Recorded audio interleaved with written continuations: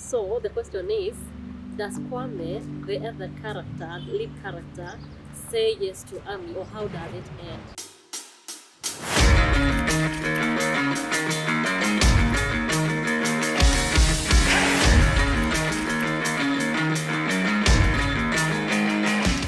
My name is Wanjiru Thuku. I am a poet and a content creator. I was born and bred in Nyeri, Central Kenya. I went to Huhuini Primary School for the start. Later transitioned to Shama Academy, still in the same location. I then moved to Morogoro Girls High School, where I went to the ranks of being the school captain.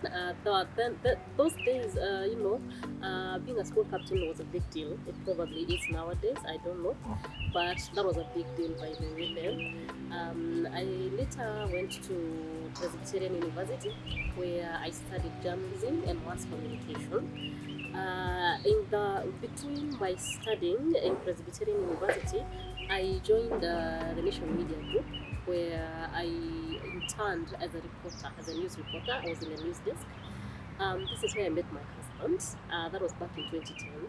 I went back to school and finished my undergraduate. Later moved to Vienna, Austria for an exchange program in journalism. I was working with the International Press Institute.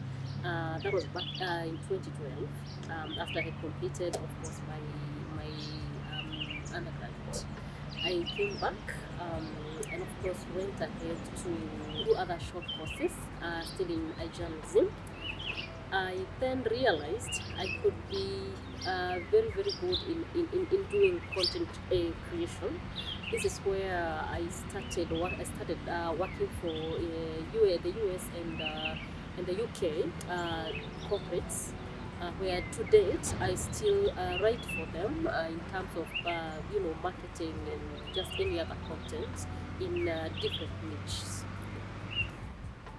So my inspiration to writing started back in high school. I remember back in high school we used to have my English teacher was Mr. Njishe. He went to be with the Lord some years back. But then he loved my compositions so much that he would make me, just read them in sessions in class. And he also loved my poetry because there are those sessions you have in class. You're told to just craft something that maybe you can present maybe in front of other students in class. So for me, it was a bit of poetry. So just a bit of it. When you're in school, you're not as good as maybe as somebody who is maybe has been in the field for long. So it was not so perfect, but I did well. But then again, this teacher encouraged me to do poems, which I went ahead to recite in school competitions. We would go as far as the provincial level, but that would be it. But it was still something. So he kept pushing me to do poems and poems and poems. So I did those ones for so. I was since from Form 2, Form 3, and Form 4. So the 3 years I would do poems and recite in like I said, in school competitions. And then so I thought in Form 2 that was I was in Form 2 in 2006. Yeah, 2006. That was the first that time I thought I could maybe do something, maybe like a story. This is where the journey with the Dawn of Fortune started, which is my book.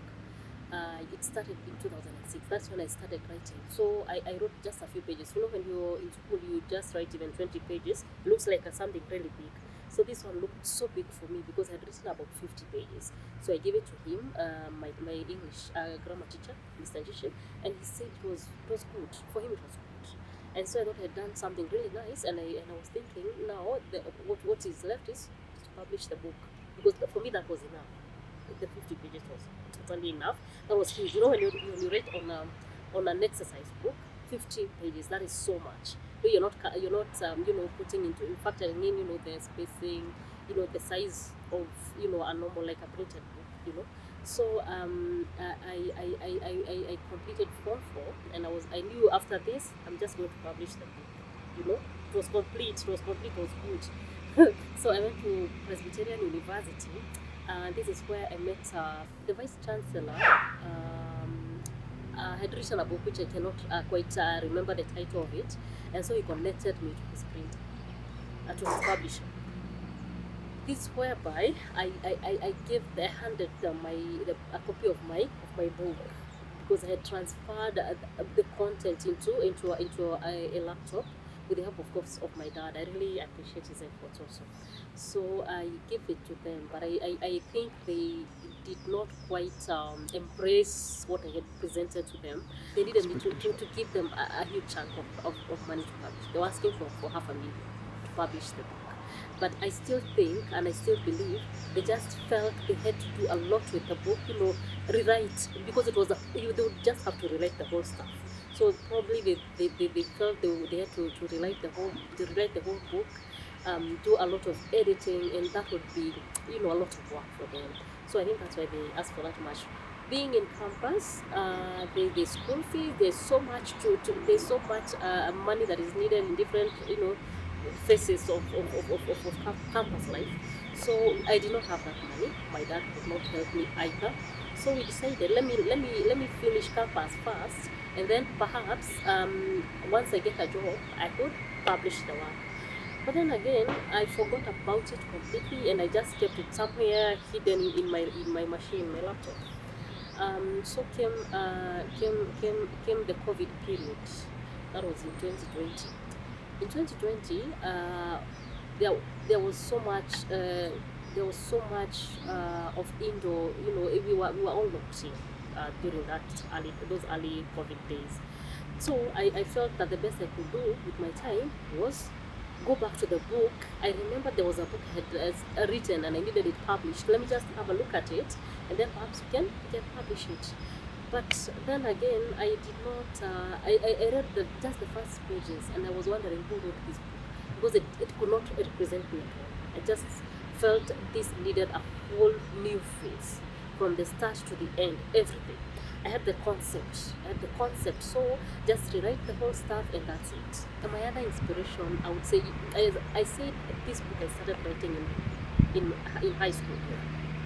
My set book then was Coming to Birth by Oluthe McQueen. Her storyline was terrific. I loved it, and I believe, because I loved grammar, I loved the literature from way back. So her flow of content, from the love story of Paulina and it was Martin, so the whole story was very, very captivating for me, and I still believe that is also part of my inspiration towards writing something that was eye-catching as that. So Dawn of Fortune has 16 chapters. Like in any other book, the starts and the ends of a book mean a lot to a reader. Even for any story, what a reader looks for is the start of the story and the end of the story, so that they can decide whether to read or not. So the first chapter is Sweet Little Feet. Sweet Little Feet depicts the life of Amy from birth. Amy is our lead character. She's the lead character. So we see her from birth. It's just to tell you that this is a story of somebody from birth to adulthood. So that's Sweet Little Feet. Then we have the last very interesting chapters, two of them. The second last is Don't Break My Heart. Don't Break My Heart is something to do with a love triangle. Not exactly a triangle. It could be a triangle, but it's something to do with love, isn't it? So we have Don't Break My Heart, and we have the very last one, it's Please Be Mine. So the question is, does Kwame, the other character, lead character, say yes to Amy, or how does it end? So as a reader, you want to know, Don't Break My Heart and Please Be Mine. How does it end for the character? Yeah. So the book is focuses mainly on early marriages, and it also focuses on love. So for early marriages, anybody will know, is that in Africa we still have the early marriages going on. Parents forcing kids into marriages, or we find that there are cultures whereby the moment a girl attains the age of 18, they are married off. You don't have a say in it. You just have to get married off. But apparently, in our country, in Kenya, as much as the story is based in Ghana, Rwanda, and of course Kenya, for any book, let me go back to Oluthe McBoy for the coming to birth. For the coming to birth, it was politically designed, but as a young reader, you're not likely to tell it something political, because you see, there's Martin and there is Paulina. A young couple. Paulina was about the age of 17. She had not even gotten to the age of 18. Apparently, she was married. In Africa, early marriages is not something new. In Kenya, it is actually forbidden. It is unlawful for anybody to marry off their daughters before the age of 18. But does that mean that it's not still happening? It still happens. It still happens. You find that especially right now, economically, we are not doing well as a country. So since the COVID has just changed and interrupted so much for Africa and the world at large. So you find that there are families who feel marrying off our daughter is one of the ways of gaining income. It's a financial aid. So you find that some of these girls are being married off so early. Since 2001, it has been unlawful for anybody to marry off their children before the age of 18. Early marriages, of course. But so what John of Fortune comes to tell you is you don't have to get married so early. There's life after that. Doesn't matter the struggles you're facing down there. It's not just about early marriage. You just look at so many other factors. Sometimes you're faced by so many challenges in life, but what is there after? Like for Ami and Kwame, you see, for Ami, because that's our lead character, you find her struggling in her early years. She later finds out through her auntie that the parents are planning to marry her off. But for her, she doesn't want to get married. She wants to get education. She wants, if it's love, she wants to enjoy it at the right time, in the right place, and so that is what exactly happens with her, Exactly. It also focuses on love, like I say. So love is beautiful, but it is beautiful when shared with the right person, at the right time. Yeah. So for the love of literature, the people I grew up and I still admire today. One of those that really inspired my writing was Wanjiru Oluthe McBoy, Coming to Birth. That was the set book I did in 2008. You also have William Shakespeare of Romeo and Juliet. However, Merchants of Venice is what really draws me, because that is what I did as a set book also. Merchants of Venice back in 2008 in high school. The other is Grace of Gods. Grace of Gods really inspires me in a very special way. Reason being, she was the first African author to be published in English ever. That was back in the 1960s. She really inspires me, by the way. Her book then was The Promised Land. We have so many unpublished authors out there. The first challenge, which is very, very prominent among so many of them, is publishing bits. Because you find that a lot of us, when we started writing, you want to publish with established companies, the Longhorn and all those. You want to publish with these people. However, most of these large companies focus on educational books. If they do not know you, your book will hardly be published. That is a fact. Your book will hardly be published. So you're likely just to sit back and hand over your work for them to get time and publish for you. My friend, let me tell you something. You'll stay for almost a year or even years. There's a lady I met. She was telling me her book took 9 years to be published. That is just the problem we have with so many of us out here. Because you're thinking maybe publishing with them, of course they'll do your marketing, they will sell your book and all of that. However, it is very, very advisable for any other out there who is struggling to have their work published to look for self-publishing. Look for somebody who is helping authors to publish their work. You can go the self-publishing way and your work will be out in less than a month. Yeah. Writers, authors, we face a lot of challenges. One of the most outstanding is piracy. You'll find somebody, we have a lot of IT gurus out here. Somebody will get will get a hold of your PDF. They'll pick it and go and publish your work and sell. You'll go find perhaps your book is in a certain library and you're wondering, why is my book here? I did not submit. We also have publishers who will pick your work. They're doing the publishing for you, so that means they have your PDF. So they'll go publish your work and sell. And even they'll take it maybe to a library and sell it there, even to schools or wherever. We also have the printers. Printers they also have these dubious acts. They'll just pick your work and of course print and sell it. The other challenge is marketing. If I tell you I am a writer myself, I'll tell you for a fact, marketing is a challenge. You'll market your work on social media today, the week after, and the month after. What then after that? What do you do? So that becomes a challenge. So you can, when you keep talking about your book every day, let's say on your social media, it becomes tedious. You feel like this is too much. Sometimes you'll post something today and guys will comment, they'll say, oh, congratulations. They'll congratulate you on Facebook, on Twitter, whatever. Tomorrow they'll do the same.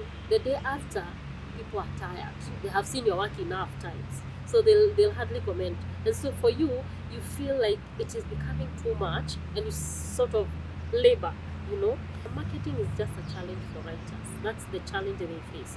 However, the moment you get into it, you realize there are so many other platforms that you can take advantage of to market your work. Say maybe there is an event somewhere, you invite yourself and perhaps go talk to the guys. You have something you can offer the people, and then you, of course, in the midst of that, you speak about your book, maybe in church, whatever. There are so many other platforms. The other challenge we have is funds. Funds is major for writers. There's printing, there's publishing, all of that needs money. It's not less than 20,000. So if you have 5,000 with you, what do you do with that? It cannot help you. So funds is an issue, There's also marketing. Marketing is also about money. You can't just get into somebody's event and you have your stand there telling people you have written a book. There's this like a banner. You can't just walk into somebody's event with a banner and you're expecting to market your work for free. It doesn't happen like that. Yeah, so funds is also an issue. Those three are major for writers. Competition is among the many challenges faced by authors. If, for instance, somebody like Ngugi wa Thiong'o, who has been there for years, someone I really, really also admire, if he published a book today, it doesn't matter the title of the book, it will go viral. In fact, people will buy it in masses. If somebody like a Barack Obama published his book today, it will go viral, and in a matter of minutes, a lot of people will have ordered the book. If Uhuru Kenyatta wants to write about his tenure and publishes his book today, it will also go viral. But you, as just a newbie, you're just coming into the industry with your debut. It will hardly be bought as fast as somebody prominent would sell. So you'll find that as a writer, if you're coming into a field purely to write and not do other stuff on the side, it can kill your morale and it can actually kill your writing. It can kill your authorship, by the way, because competition, it's not just about writing. Even in other fields, if you're focused on something and that is the something you want to take a grip of, you're gonna give up, by the way. So yeah, when it comes to the writers and the authors, there's just little that the government can do. There's very little that the government can do. However, we can have an act of parliament. The parliament can enforce a copyright law. To protect writers. That is actually the only way, because we have copyright laws which they are not even respected, because we have still copyright issues happening. We have a lot of piracy happening around, but nothing is done.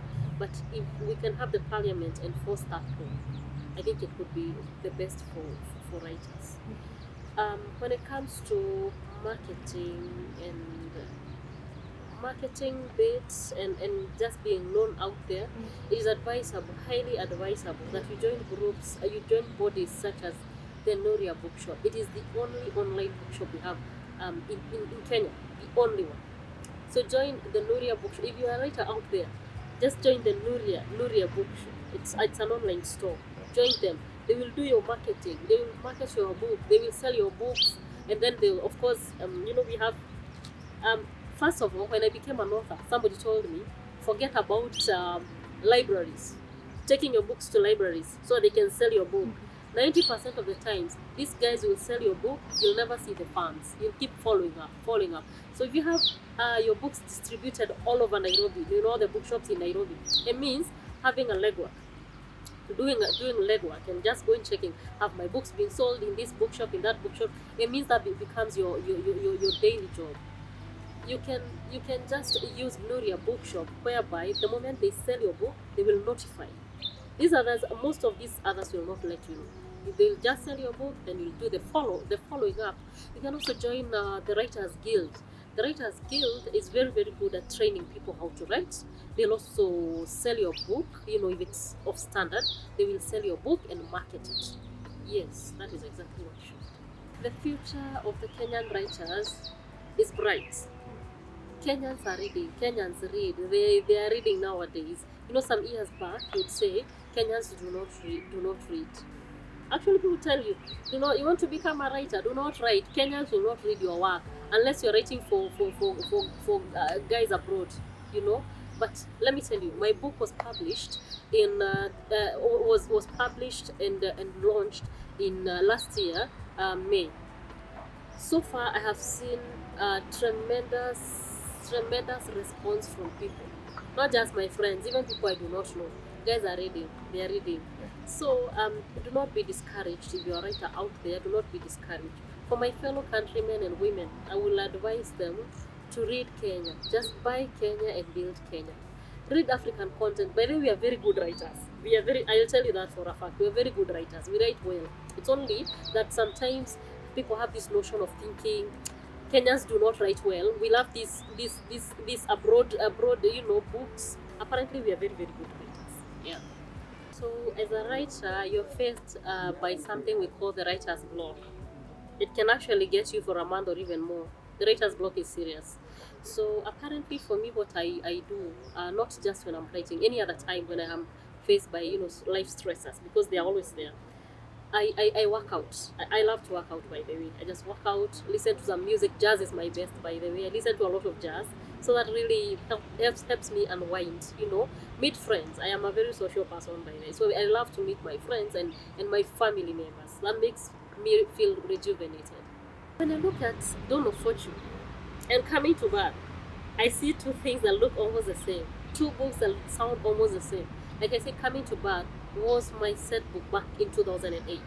So yes, Dawn of Fortune can be a set book in Kenya. However, having your book as a set book in this country is an uphill task, but it is still doable. So I can just say I look forward to Dawn of Fortune becoming a set book at some point. Coming to Birth was published in 1956. It was my set book in 2008. So you never know. Dawn of Fortune could be a set book in the next 5-10 years. Yeah. Life is a race. Life is a race. Apparently a lot of people do not realize that. So what keeps me going is discipline. Not just for my book, even for my daily life. I am an online writer myself. Working from home means nobody is supervising you, isn't it? Nobody is supervising you. It means you just have to be disciplined. If, for instance, you just have to time yourself, say, in 2 hours, I want to be done with what I am doing, in 2 hours. If you're working from home, your attention will be diverted into social media, because that's the biggest trap for any adults, by the way, right now. Social media is huge. You go to social media.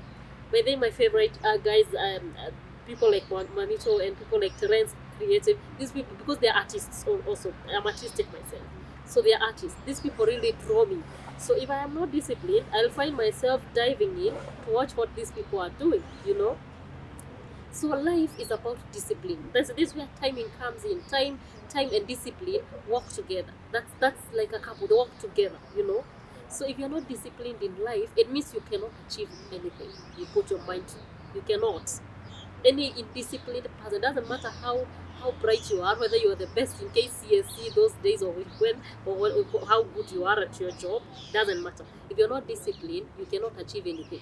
I have seen so many guys. I said like for instance in media houses, if you're not disciplined, it doesn't matter how good you are at doing whatever you do, you'll get fired. Discipline is everything. It's what keeps you going. It's like blood. If you don't have blood in your body, you will not some of your organs will die, or yourself will just die, you know. It's like blood, or it's like oxygen. Discipline is like oxygen. It's what keeps you going. It's what keeps me going, you know. Discipline is everything in life. Apart from writing for the corporates and also the continuation of my book, I write for the Health Business magazine. I love anything to do with health, by the way. I also blog. I have a blog that's probizhealth.com. It's a health website. You know, I love health content, so that is what also keeps me going. I am also an entrepreneur. You know, I am an entrepreneur. I also, you know, supply toiletries. That is what I also do. You can find me on social media.